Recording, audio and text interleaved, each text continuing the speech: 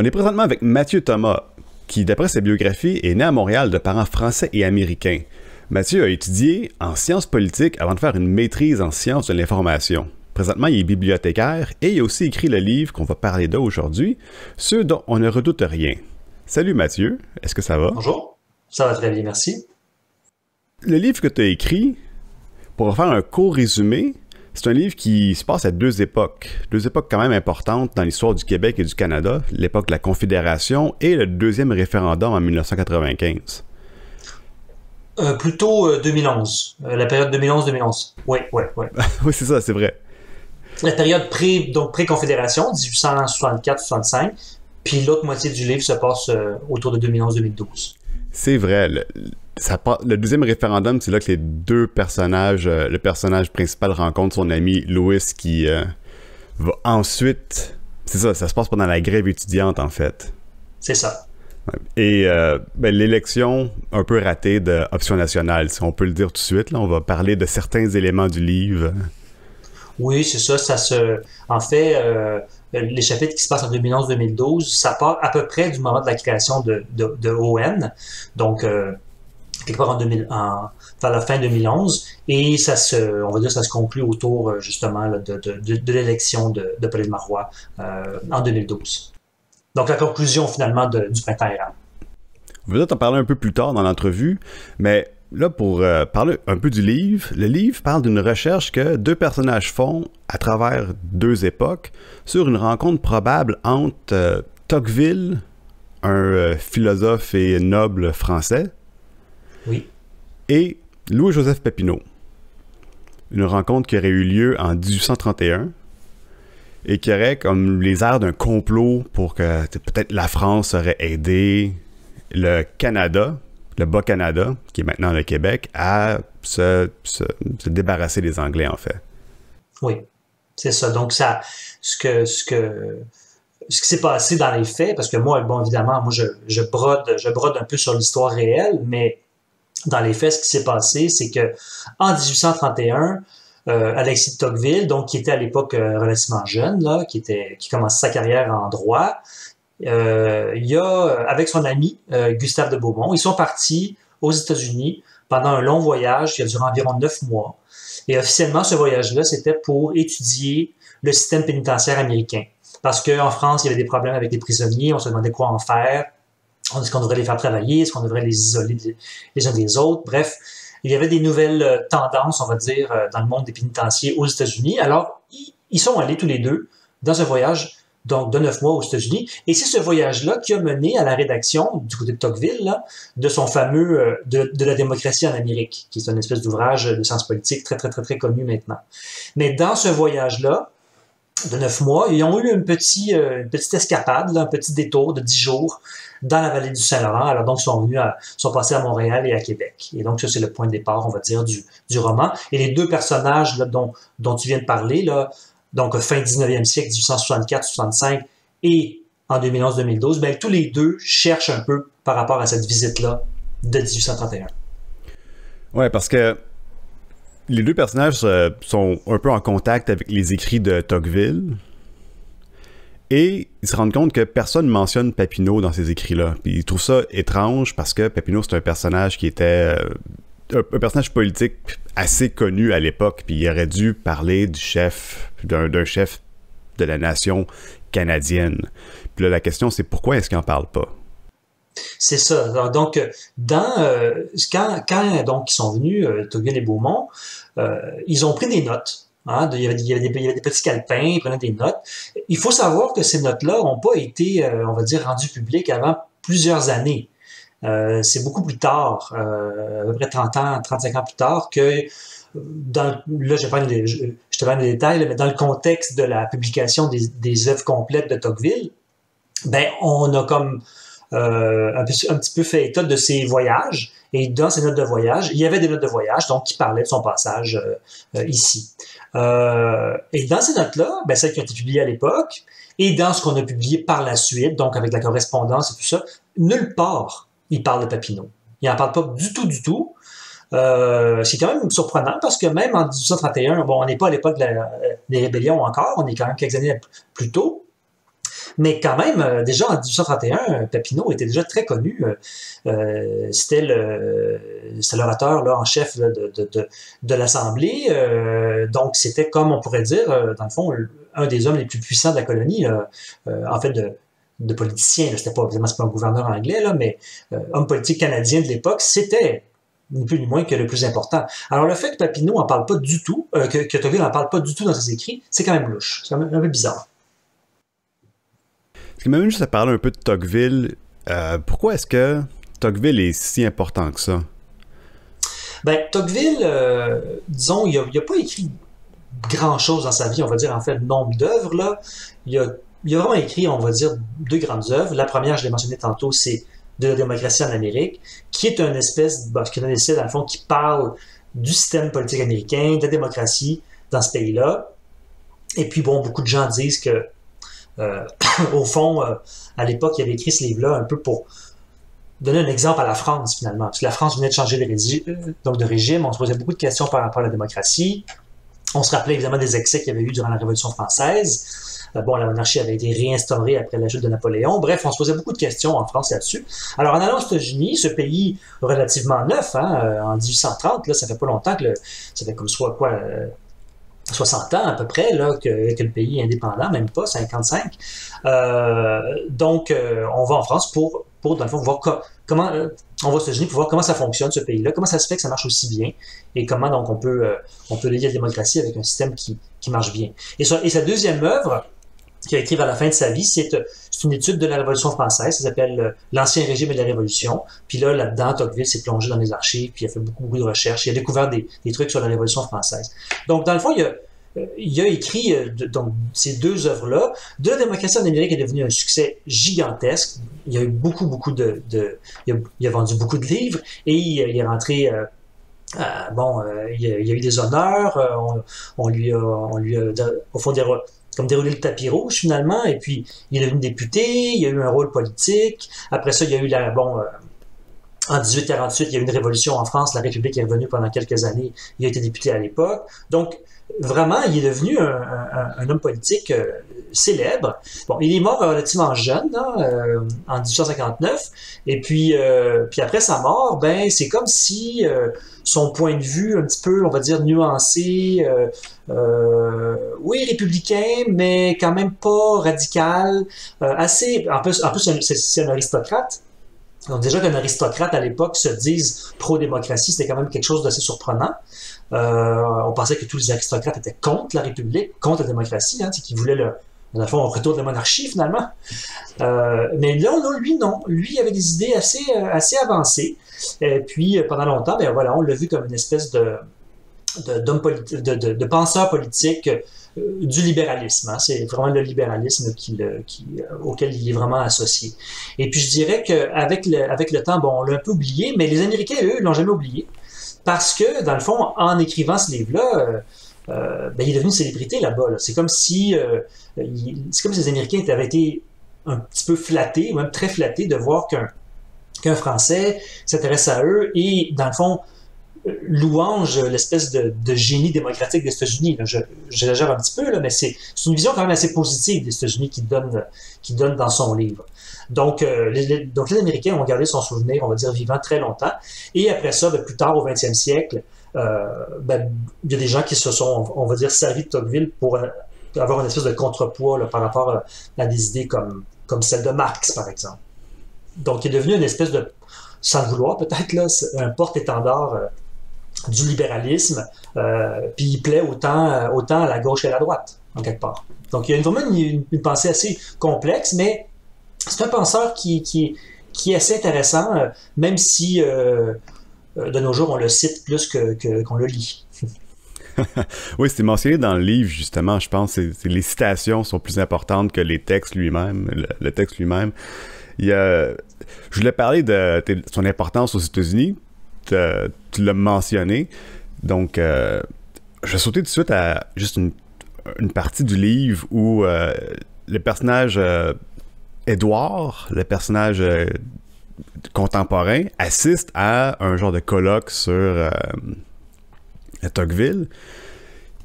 Et ce qui est intéressant, c'est que on a une position nuancée sur le personnage à travers sur le personnage historique de Tocqueville, à travers plusieurs intervenants qui viennent discuter un peu de est-ce que Tocqueville est pertinent ou non. Oui, c'est dans cette scène-là, en fait, c'est un chapitre complet là, qui se passe dans un colloque, là, une conférence fictive sur Tocqueville. Et puis dans cette conférence-là, il y a différents conférenciers, puis ils ont des idées, on va dire, variées sur Tocqueville, qu'est-ce qu'il représente, quelle importance il a eu, qu'est-ce qu'on peut retirer de ses écrits. Parce qu'évidemment, il y a des choses qui ont vieilli avec le temps, ça c'est normal. Et aussi, il y a aussi son rapport au Québec, son rapport aux Canadiens, donc ce que nous on appelle maintenant les Québécois, là, mais ce qui était à l'époque des Canadiens, qui sont après devenus des Canadiens français.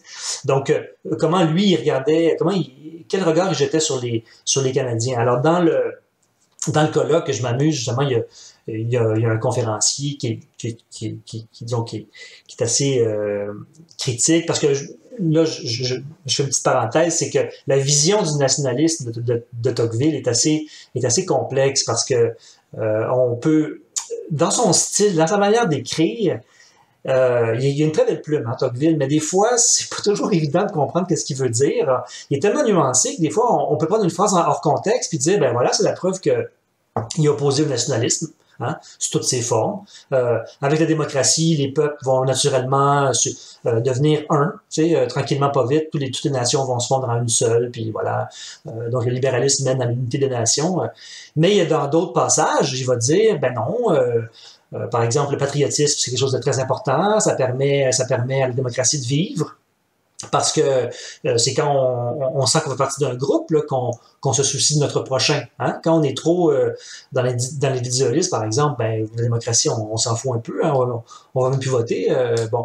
Alors c'est ça, donc dans la scène, dans ce chapitre-là, c'est ça que j'avais trouvé intéressant, c'était de mettre en relief le fait que oui, justement, il est nuancé, puis au point de parfois paraître contradictoire. Et voilà, les conférenciers, dans le fond, en bon québécois, ils tirent la couverture de leur côté, là. Quand ils veulent prouver un point, ils tirent d'un bord, puis après ça, l'autre conférencier tire de l'autre bord, puis voilà, ils ont... donc, mais c'est ça le propre on va dire, des penseurs complexes, à la pensée complexe. Ouais, c'est ça, parce qu'essentiellement, tu peux utiliser n'importe quelle phrase hors contexte pour justifier ton point, qui est un point qui est fait de manière contemporaine, comparé comme l'écrit que lui, il date d'un contexte historique, politique particulier. Exact. C'est ça, là, on est... Puis bon, puis c'est sûr que lui, Tocqueville, sa propre famille, il y a des gens de sa famille qui ont été guillotinés durant la terreur en France. Là, alors, je veux dire, sa famille a été traumatisée par la Révolution française.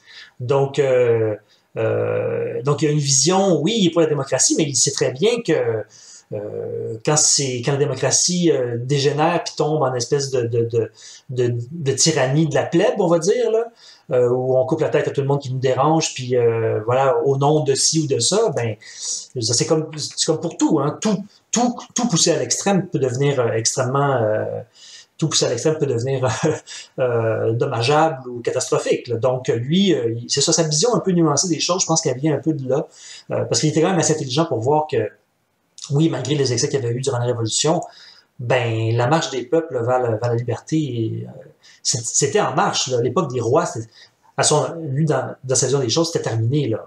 On allait avancer, le monde entier allait avancer vers la démocratie, comme l'exemple américain le montrait. Pour revenir un peu au Québec et au Bas-Canada, le Canadien, Papineau, qui est un personnage historique important. Il y a une belle avenue pas loin de chez moi qui s'appelle l'avenue Papineau aussi. Nommé en l'honneur de son père, d'ailleurs. Hein, oui, c'est vrai. Ouais, c'est ça, de Joseph. C'est mentionné dans le livre même, je pense. Oui. Ah, c'est ça. J'ai beaucoup de références à mon livre, désolé. C'est ça. Papineau, ça fait cette année, 150 ans qu'il est mort, si je ne me trompe pas.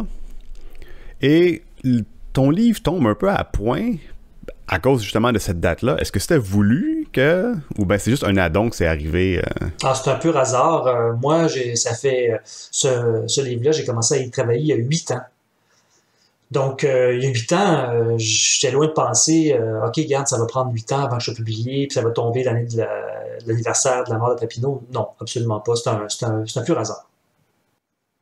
Parce que, je dis que tu tombes à point, parce qu'il y a il y a comme une espèce de, vu que c'est son 150e anniversaire de décès, il y a un peu un effort dans les médias de rehausser le personnage, de, de parler des choses qu'il a faites, puis de le réhabiliter un peu, parce que son legs historique, politique, il est pas nécessairement doré. Oui, c'est vrai qu'on essaie un peu de le redécouvrir. Je pense qu'il y a eu déjà un début à partir du moment où on a changé le nom de la fête de dollars là, pour la fête des Patriotes. La journée, ben pas la fête, mais la journée des Patriotes, on va dire. Donc déjà, je pense qu'il commençait à avoir un début de réhabilitation.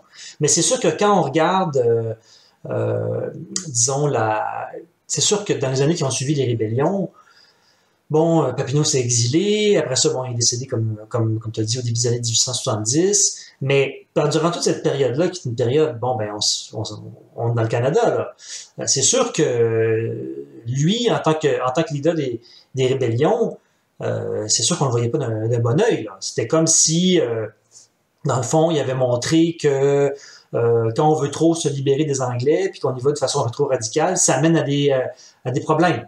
Hein? Donc, puis d'ailleurs, on le voit, là, même maintenant, là, tu vas lire une source comme le dictionnaire biographique du Canada, qui est très, très, très canadienne, là, très axé fédéraliste, on va dire, ben, c'est sûr que le portrait qu'on donne de Papineau là-dedans n'est pas très, très, très gentil, pas très positif.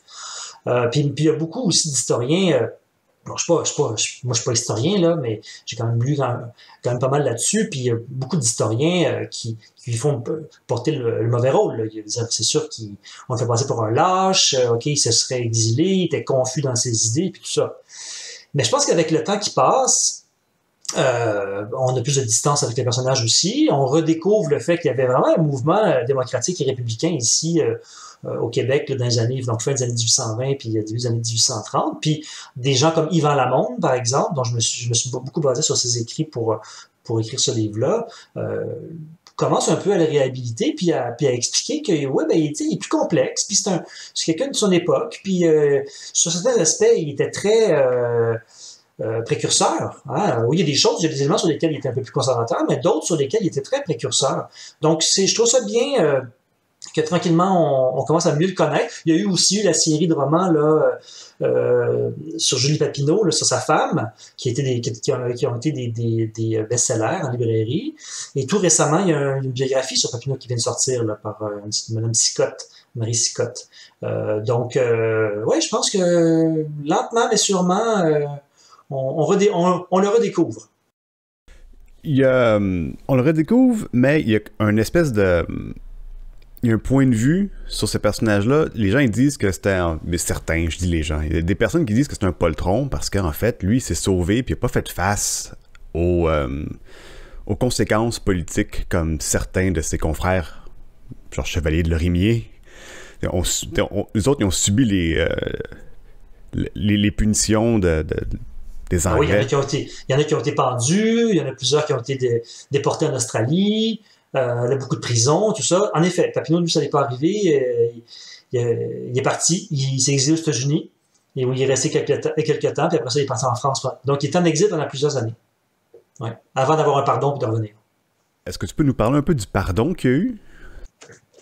Ben, je pense qu'avec le temps, c'est une période que je connais un petit peu moins, mais je pense qu'à partir du moment où, bon, il y a eu l'union, hein, donc après le rapport de Rome, il y a eu l'union des deux Canada, donc là on était rendu dans le Canada uni, et puis je pense que, si je peux résumer, là, ce que j'en sais, c'est que maintenant on s'est dit, bon, le temps a passé, la rébellion a bel et bien été matée, il y a un nouveau régime qui a été installé, il est devenu un peu inoffensif finalement. Donc, on lui a permis de revenir. Déjà, il faut dire à l'époque, hein, il y avait déjà eu des réparations qui avaient été payées à des gens, par exemple, dont les fermes, par exemple, avaient été brûlées durant la rébellion. Il y avait eu un vote qui avait passé pour les compenser. Donc, on était plus dans la réconciliation, un petit peu, si je peux utiliser cette expression-là, entre guillemets. Et je pense que dans ce contexte-là, ben, de permettre que Papineau revienne après tant d'années, là, C'était vu comme quelque chose de correct. Puis c'est comme s'il avait été neutralisé. Il était plus dangereux à ce moment-là. Ouais, je comprends. C'est intéressant que tu parles de réconciliation, parce qu'on n'en parle pas vraiment ici, au Québec. Je sais pas s'il en parle plus au Canada, dans le rest of Canada. C'est un petit peu un thème qui est dans le livre aussi, hein, la perspective historique du Canada et la perspective historique du Québec. Oui. Oui, ben c'est sûr on voit les éléments souvent de manière différente. Je veux dire, on le sait, hein, au Canada, il y a ce qu'on appelle le nation building, une espèce de construction nationale.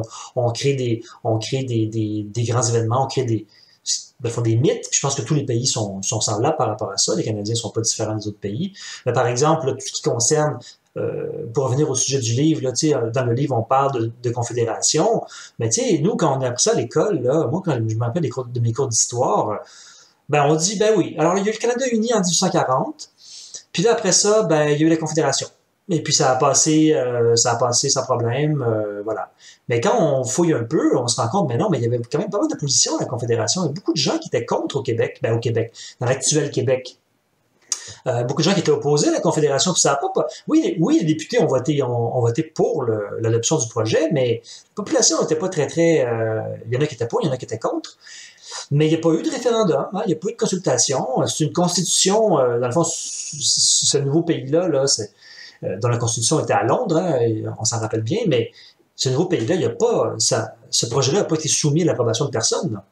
Les députés ont voté pour, ils ont dit, OK, ça passe. Et puis voilà, c'est devenu le nouveau pays. Donc, c'est intéressant de fouiller un peu des fois dans l'histoire pour se rendre compte que ce qu'on nous avait raconté, peut-être que c'est un peu plus compliqué qu'on pensait. Ouais, ça m'amène à une réflexion sur le livre. C'est que il y a comme une espèce de dualisme entre les deux époques qui sont présentées dans le livre. Il y a comme un effet de reflet. Les deux personnages vivent essentiellement des choses similaires. Ils sont dans deux époques qui sont marquées par des changements ou une intensité au niveau politique. L'époque contemporaine, il parle souvent du deuxième référendum, mais aussi du règne libéral qui s'est terminé avant de recommencer en 2012. Une des affaires qu'on peut comprendre de ce que je pense que c'est ce que tu voulais exprimer à travers un peu ce récit-là qui est en deux parties, en deux époques, c'est que les gens vivent toujours, ou du moins ici, dans un contexte politique qui est assez tendu ou souvent en ébullition. C'est jamais simple, c'est jamais propre.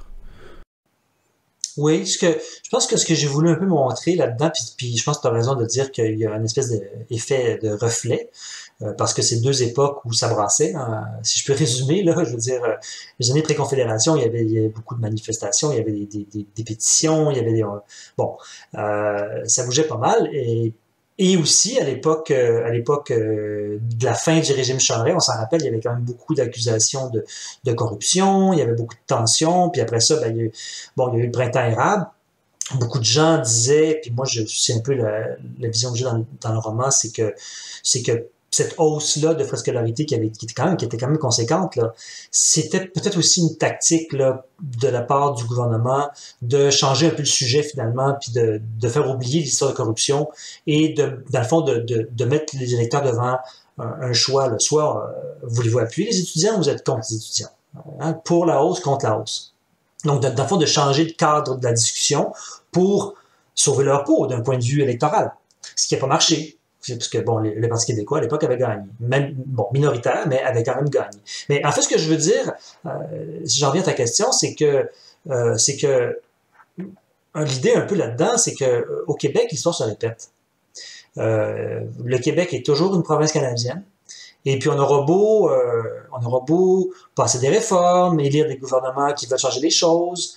Moi, mon opinion, c'est que tant que le Québec ne soit pas devenu un pays indépendant, on va rejouer dans ce film-là régulièrement. Il va y avoir des moments d'accalmie, des moments de paix sociale, des moments où on a l'impression que ça y est, on a réussi, là, ça va, notre nationalité est sécure, c'est beau, on va encore parler français dans 100 ans, dans 200 ans ici. Puis d'autres moments où, non, là, ça va pas bien, on se rend compte qu'on est mal gouverné, puis ça grogne. Et donc, cette espèce d'éternel recommencement-là, moi, je tente de l'illustrer donc un peu par ce contraste-là entre ces deux époques-là. Et même, je rajouterais même une chose, c'est qu'au-delà de la comparaison entre ces deux époques-là, donc 1864 puis 2011, mais quand on lit les écrits de Tocqueville qui datent de 1831, qui sont encore plus anciens, même quand on lit ces extraits-là, des fois on dit, mais écoutons, on dirait que les choses n'ont pas changé. Il y a plein de choses qui sont encore vérifiables aujourd'hui. Puis, alors, c'est une autre illustration là, de ce que j'essaie de décrire. Là. Il y a une citation de Marx dans le livre qui parle que l'histoire se répète. Est-ce que je l'ai pas sous la main, est-ce que tu peux la dire? Oui, l'histoire se répète deux fois. Une fois en tragédie, la première fois en tragédie et la seconde fois en farce. Et donc lui, ce à quoi il faisait référence, Marx, c'était qu'il y avait eu Napoléon, donc Napoléon Bonaparte, donc la tragédie, et après, il y a son neveu, Napoléon III, donc c'était l'empereur, là, on va dire en 1851 et 1870 en France, donc il avait comme créé ce qu'on a appelé le Second Empire, jusqu'à temps qu'il se fasse botter le derrière par les Prussiens, et puis voilà, c'était la fin du Second Empire. Alors lui, Marx, en voyant Napoléon III, qui était clairement pas du niveau de son oncle, là. On va rester poli. C'est donc l'origine de sa citation.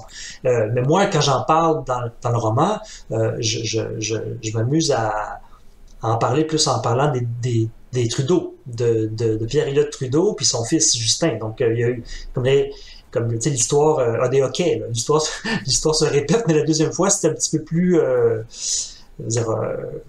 on s'entend que, bon, moi j'aime pas beaucoup Pierre Elliott Trudeau, mais Justin Trudeau, je pense pas qu'il a le niveau intellectuel de son père.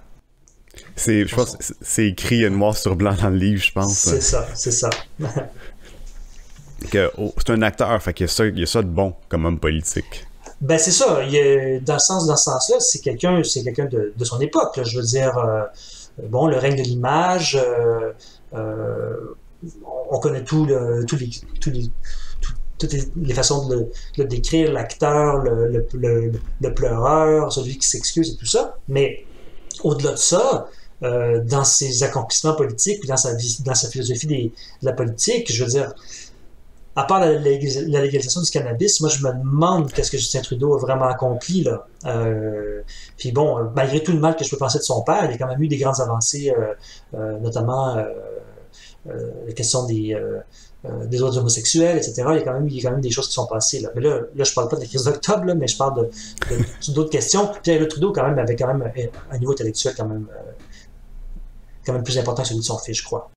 L'anecdote de Trotsky.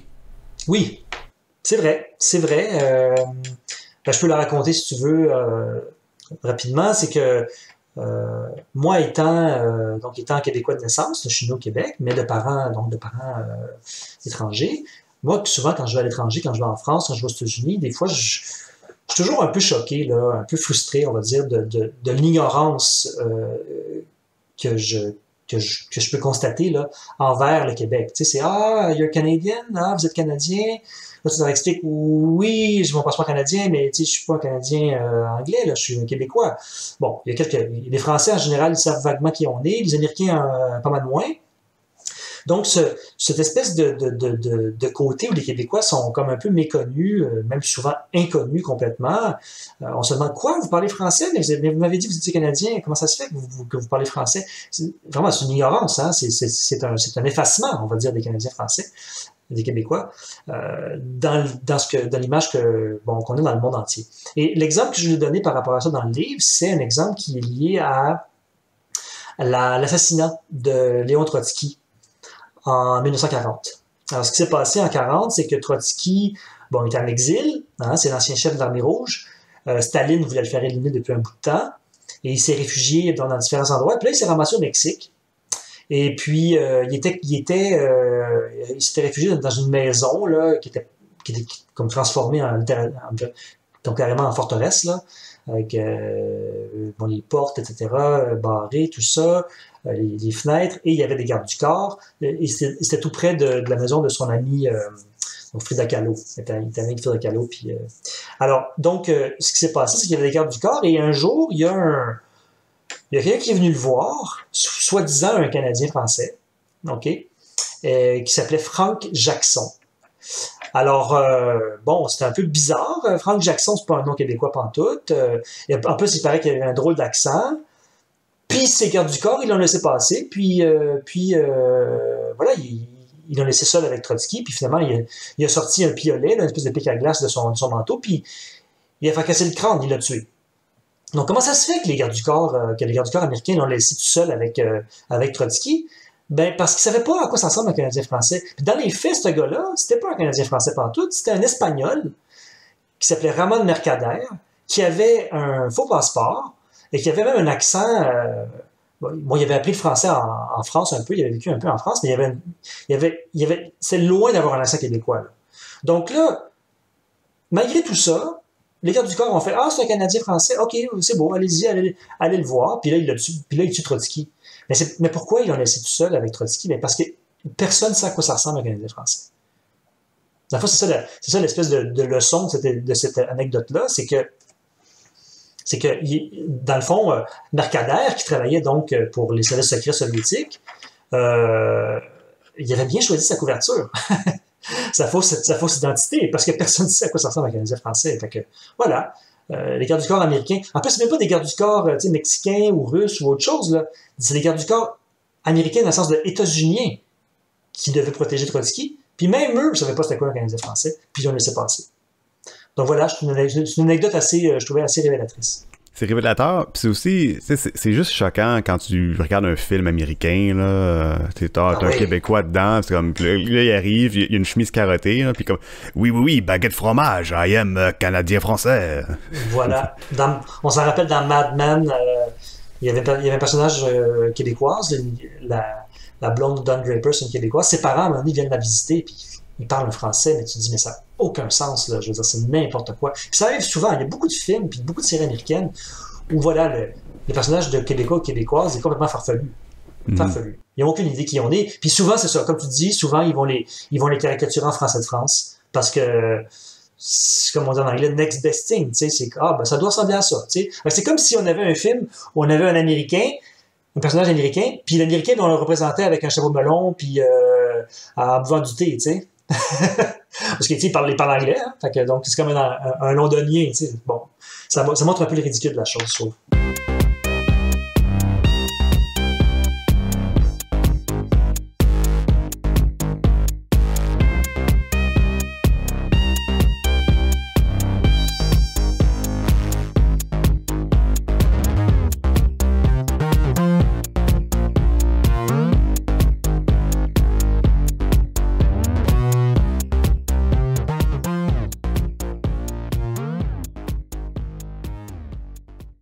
Pour revenir un peu au travail que tu as fait pour le livre, tu as fait un travail un peu comme d'historien, un travail de recherche.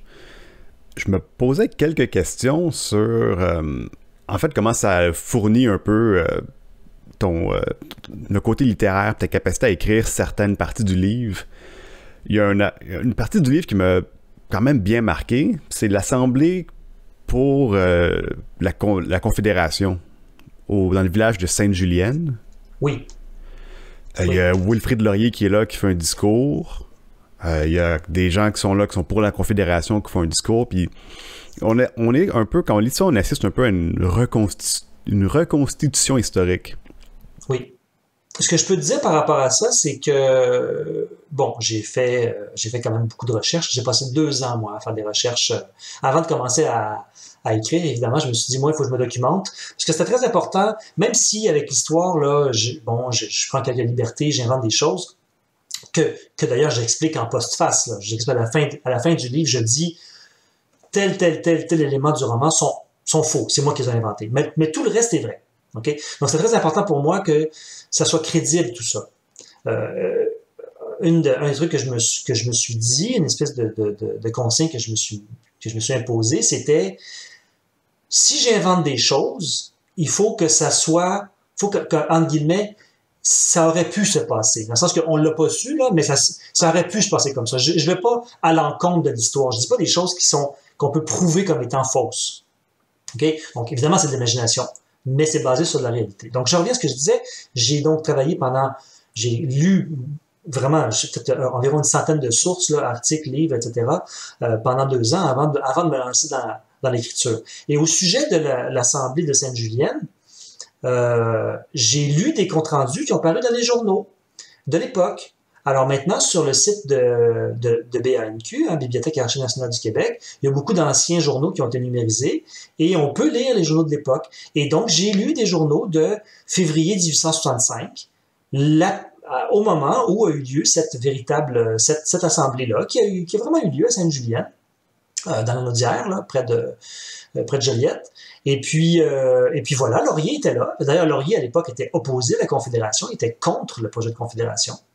Et là, on parle dans les articles que j'ai lus, on parle un peu comment ça s'est passé dans la procédure. On va dire, telle personne a pris la parole pour le projet, telle autre personne a pris la parole contre le projet, blablabla. Il y avait, bon. Mais là, évidemment, c'est pas un verbatim, là. Donc, après ça, moi, je pars de cet événement réel-là et en me basant sur ce que j'ai pu trouver des opinions de Laurier et des autres gens opposés à la Confédération et ceux qui étaient pour, là, j'ai inventé, je me suis comme figuré un discours. Et je le résume donc dans le chapitre. Donc, ce que je dis, est-ce que Laurier a dit ces mots-là exact? Certains, j'ai trouvé des éléments dans la littérature, donc dans la production historique, puis il y a d'autres choses sur lesquelles j'ai juste brodé, là, j'ai comme paraphrasé, j'ai inventé un petit peu. Mais en revenant aux arguments qui étaient ceux des gens de l'époque.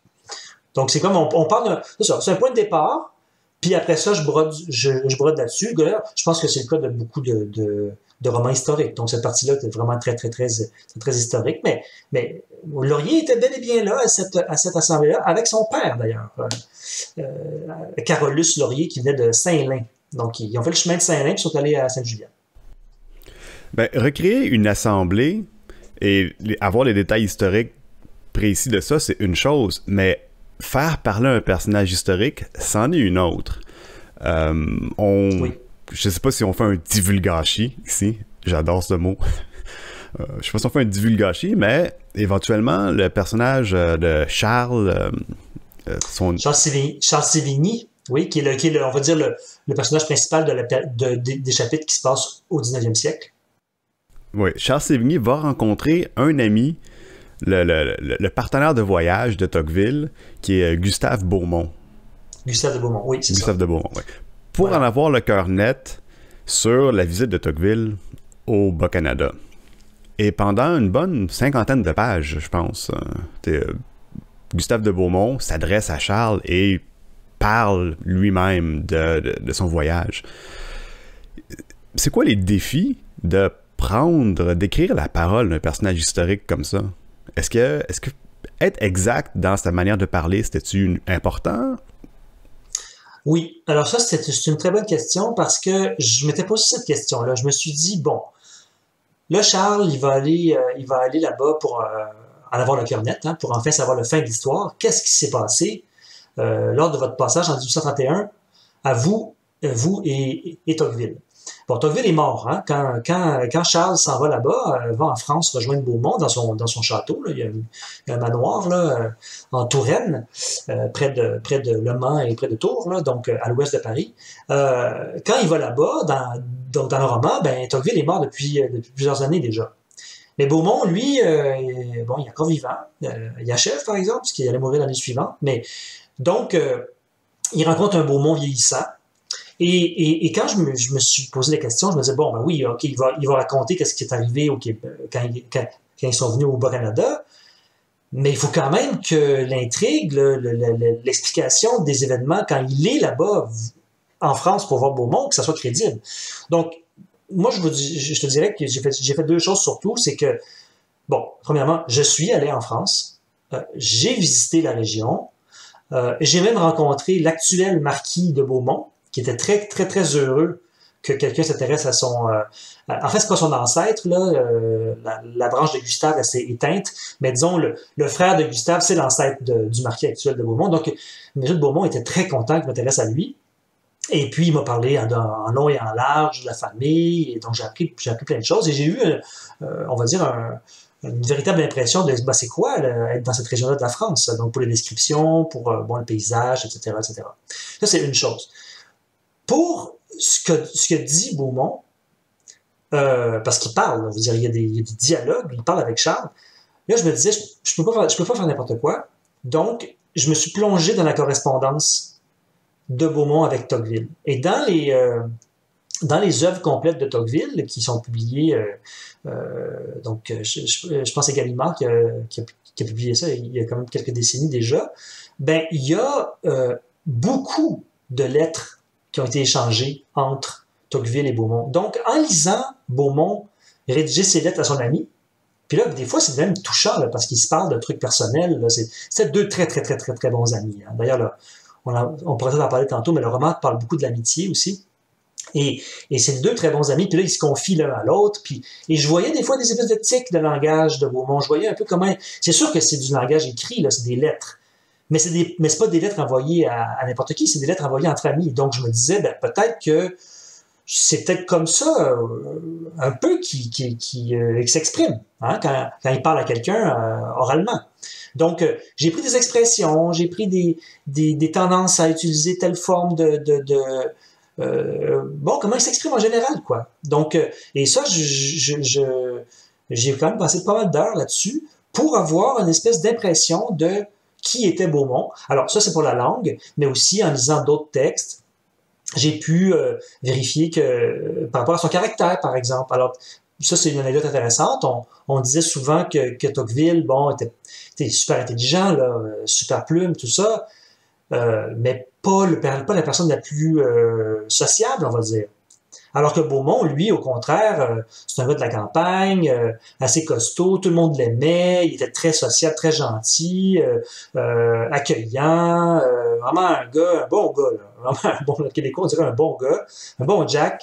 Et puis même ce qui est drôle, c'est quand j'ai rencontré le marquis, lui aussi était vraiment très, très, très sympathique. Hein. Je me suis même surpris à me dire, coudonc, cette famille-là, est-ce que cette famille est aussi sympathique? Ils sont vraiment, vraiment des gens, en tout cas pour le marquis, c'est vraiment très, très, très sympa. Et tout ce que le monde dit de Gustave, c'est que, justement, son côté très sociable, ben, comment dire, il complétait bien Tocqueville. Hein? Il était un bon couple d'amis parce que ils se complétaient par rapport à leur force et leur faiblesse. On s'entend que Beaumont, c'est peut-être pas un intellectuel du niveau de Tocqueville, mais Tocqueville, sans Beaumont, n'aurait pas réussi à faire tout ce qu'il a fait dans sa vie. Donc, voilà. Ouais, c'est mentionné plusieurs fois dans le livre que Tocqueville et Beaumont se complétaient. Ouais, il y avait même dans le livre aussi, il y a un passage, il y avait un journaliste et poète allemand qui s'appelle Heinrich Heine, puis il disait il se complète comme huile et vinaigre, comme pour faire une vinaigrette, tu sais. Alors, Beaumont étant l'huile, comme le liant, tu sais, puis vinaigre, c'est Tocqueville, un petit peu plus aigri, là. Tu as mentionné que c'était deux bons amis, puis que le thème de l'amitié, c'est quelque chose qui est présent dans le livre. C'est quelque chose que j'ai remarqué moi aussi, parce qu'on parlait de dualisme, mais là, c'est un peu comme... c'est plus comme par trois que ça fonctionne, parce qu'il y a le personnage de Édouard puis Louis. Oui. Il y a aussi Charles et son ami... Ludger. Ouais, je lisais, puis j'étais comme Ludger, Ludger, j'étais pas sûr. Fait que Édouard Louis, Charles Ludger et Tocqueville Beaumont. Oui. Ouais, ça, je trouvais ça... donc, c'est vraiment un roman... bon, ça parle beaucoup de politique et d'histoire, ça, on l'aura compris, mais c'est aussi un roman sur l'amitié entre gars. Vraiment, l'amitié, le fait que... C'est quelque chose dont on parle un petit peu moins, ça, des fois. Mais j'ai pas l'impression que c'est quelque chose dont on parle si souvent que ça dans les films ou dans les romans. Mais je trouvais ça important dans le sens où, comme ce que je viens de dire par rapport à Tocqueville et Beaumont, ben, des fois, l'amitié, je veux dire, ça peut durer toute la vie. Puis, des vraies amitiés, parfois même, ça dure même plus longtemps que l'amour. Hein. Des fois, l'amour, oui, il y a des couples qui restent ensemble des dizaines d'années, mais bon, les divorces, ça arrive, hein, puis les séparations, ça arrive. Puis les amitiés, ben, Mais surtout maintenant, à notre époque, là, on a des petites familles, puis bon, moins de frères et sœurs et tout ça, les amitiés sont quand même très importantes. Et puis, je trouvais que c'était comme une espèce de constante entre les époques que je trouvais vraiment intéressante à soulever. Et puis les amitiés, bon, ça a des hauts puis des bas, puis des fois on peut se chicaner, on peut être en froid quelque temps, puis se réconcilier après. Mais c'est quelque chose de très précieux dans la vie. Puis je trouvais que l'amitié entre hommes, c'était peut-être un sujet qui est un petit peu négligé, dont on parle pas souvent. Ou si on en parle, tu sais, c'est des tapes dans le dos dans la chambre de hockey, là. Alors que l'amitié, ça peut être sur plein d'autres niveaux aussi. Ça peut être une amitié intellectuelle. Tu sais, Gustave de Beaumont puis Tocqueville, ben, à chaque fois qu'ils écrivaient quelque chose, l'un ou l'autre, ils se montraient leur texte. Qu'est-ce que t'en penses? Ok, j'aurais dû changer ci, j'aurais dû changer ça. Puis ils s'aidaient l'un l'autre au point où comme j'en parle dans le livre, il y a des gens qui disent, des fois, leur pensée, en fait, on ne sait pas vraiment qui a pensé telle chose en premier. Parce que souvent, leurs opinions font un. Qui a la première idée? C'est-tu Beaumont ou Tocqueville là-dessus? Des fois, on ne le sait pas. Alors c'est sûr, c'est pas pareil pour les autres personnages du roman, mais Charles et Édouard, à quelque part, ils ont besoin de leur ami aussi. Puis leur ami a souvent besoin d'eux aussi pour faire différentes choses. Voilà, je trouvais que c'était un sujet fécond. Ouais. Puis quelque chose qu'on peut en retirer, c'est que la confiance, c'est vraiment important. Avoir quelqu'un à qui tu peux faire confiance. Oui. Puis confiance, oui, puis aussi se confier aussi, hein, pour avoir quelqu'un qui t'écoute, puis qui peut te recadrer, t'aider, t'encourager, ou des fois te décourager, te dire, ben là, non, ça, telle affaire, ça marche pas, là, tu t'en vas dans le champ avec ça, à tort ou à raison. Mais oui, non, c'est fondamental. Il y a quelque chose que je voulais dire aussi par rapport à ça.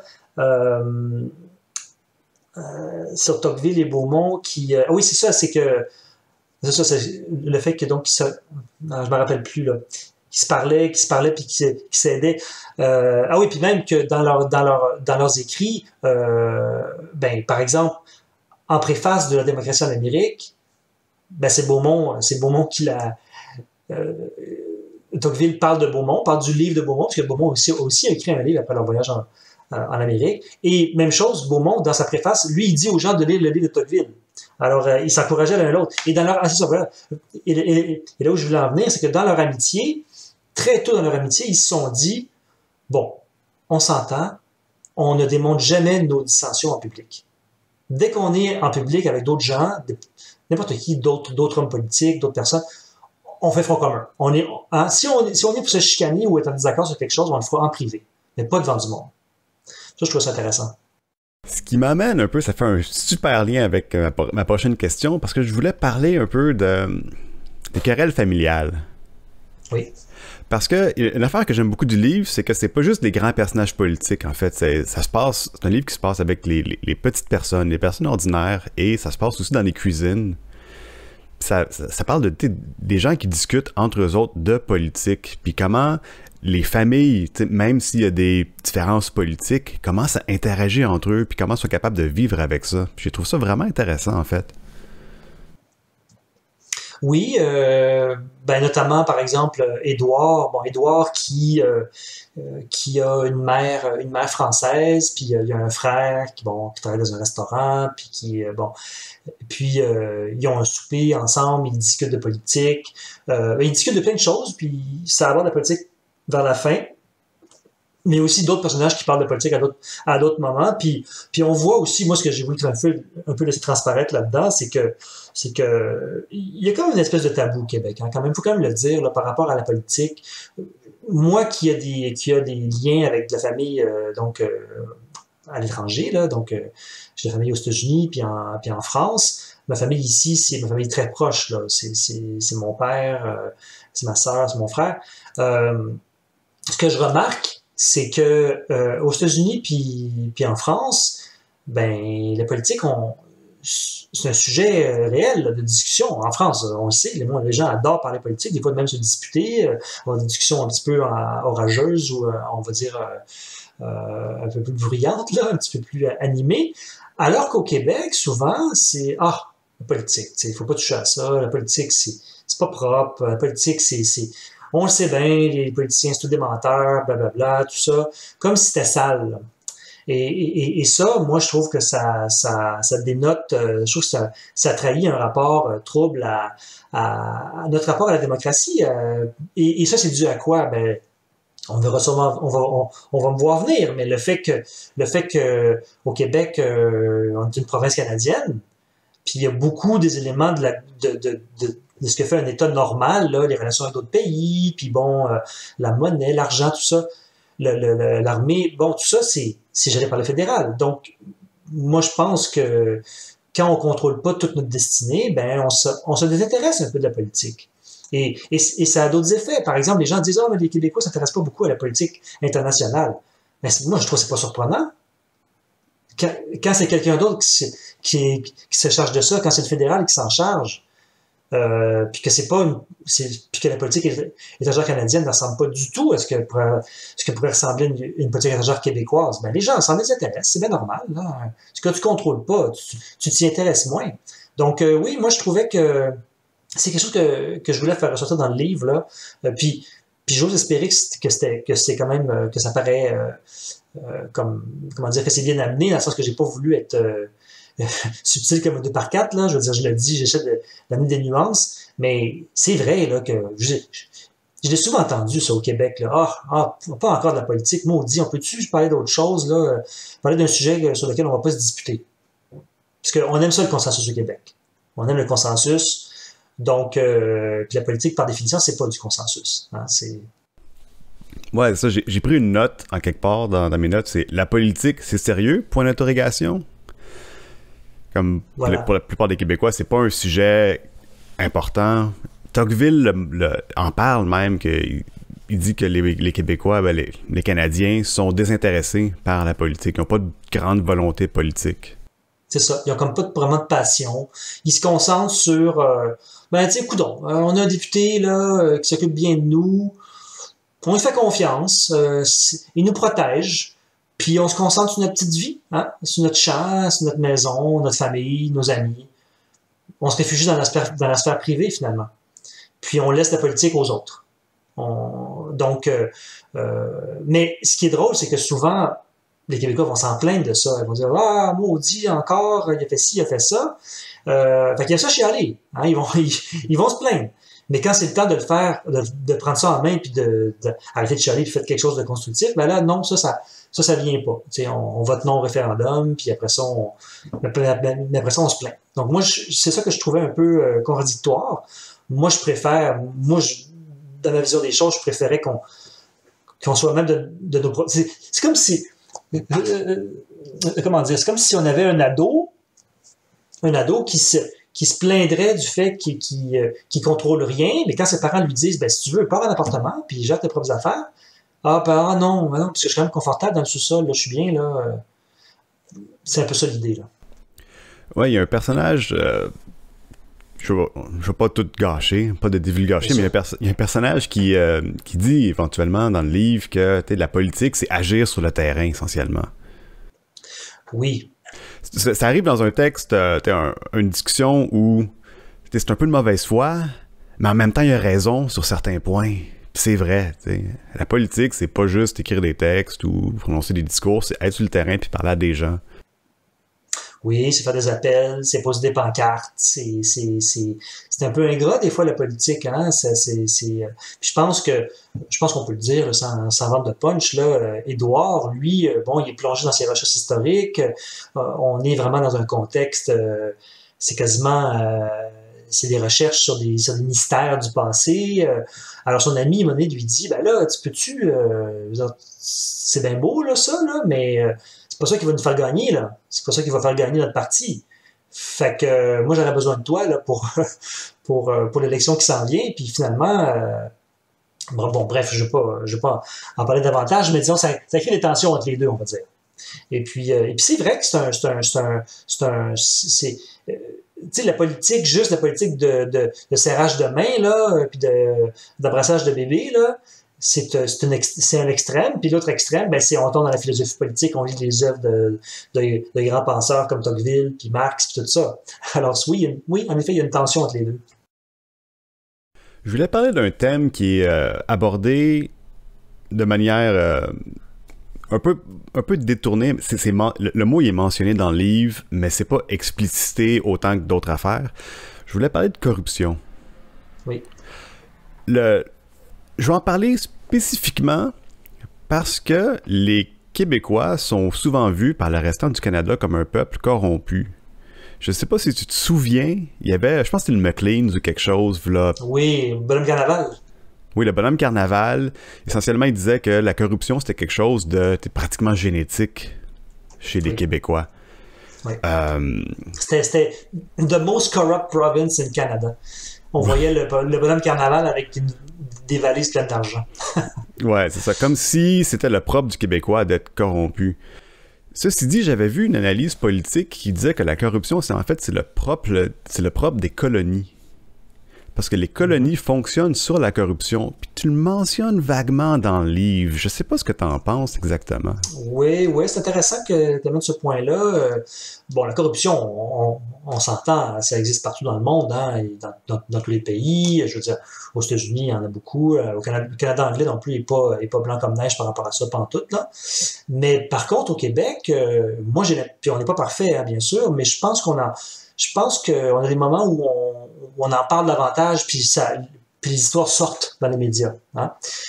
Mais là où pour revenir à ce que tu disais, le propre des colonies, je trouve ça intéressant parce que, et ça c'est un thème qui revient dans le roman beaucoup, c'est que je pense que dans l'histoire du Québec, à l'époque du Bas-Canada, à l'époque de la Confédération, puis à l'époque actuelle aussi, je crois qu'il y a une certaine caste politique, une certaine caste, pas juste des hommes ou des femmes politiques, mais aussi du monde dans les médias, des gens d'affaires. Il y a une espèce d'élite qui voit un avantage à rester dans le Canada, que le Québec demeure une province canadienne. Et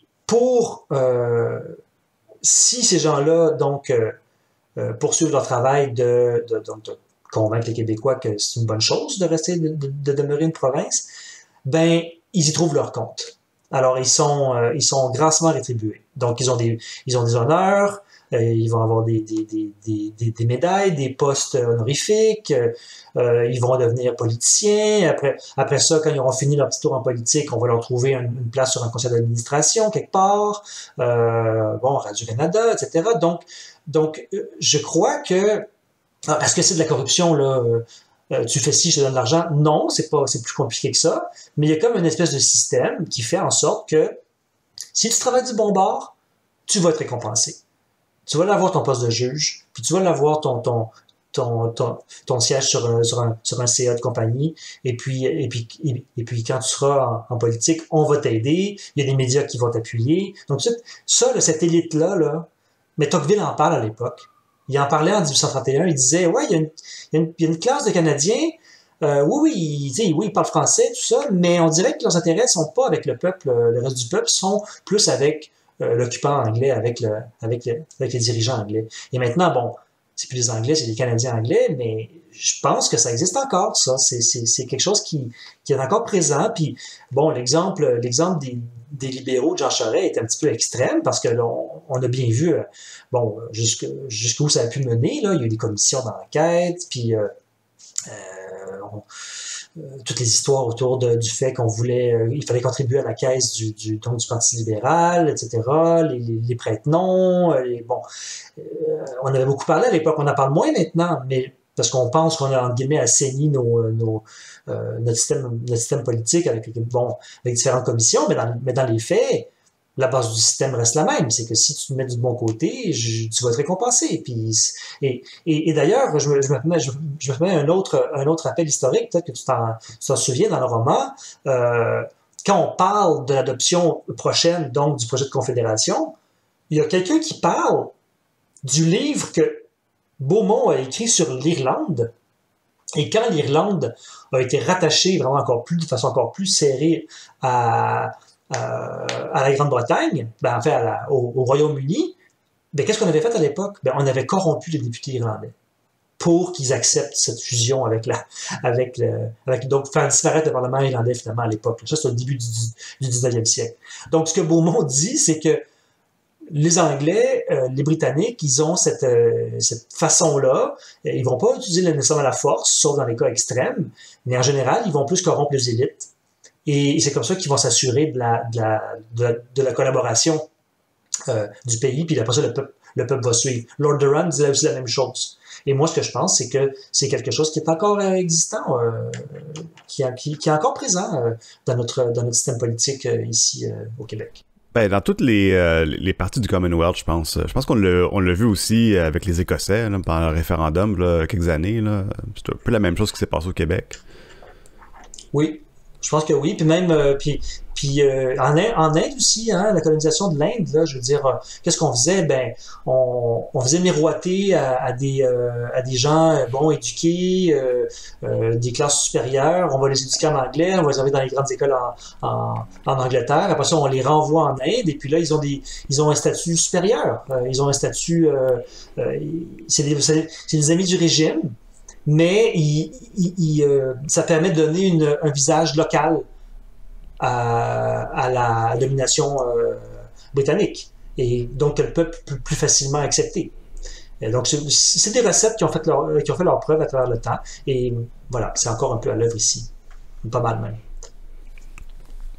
J'aimerais un peu amorcer la fin de l'entrevue pour parler un peu de l'écriture biographique. Parce que quand on lit ta biographie, on remarque que Mathieu Thomas et Édouard quoi déjà? Martin. Édouard Martin ont des similarités quand même. Ces deux personnages, toi, c'est ça. Ces deux personnes qui sont nées de parents qui sont immigrants. Oui. Oui, alors ça, c'est vrai qu'il y a beaucoup de gens qui m'en ont parlé, parce que, puis en plus, il faut quand même dire que tous les chapitres qui se passent en 2011-2012 sont écrits au jeu. Alors, c'est sûr que, bon, ça peut donner une impression Mais je te rassure tout de suite, ce n'est pas une autofiction. Ce qui est véritable, ce qui est vrai, c'est le fait qu'en effet, les personnages ont des parents français et américains. Dans mon cas, c'est l'inverse. C'est pas moi, c'est mon père qui est français, ma mère est américaine. Dans le roman, c'est le contraire. C'est la mère qui est française, c'est le père qui est américain. Mais bon, ça c'est vrai qu'il y a un véritable parallèle.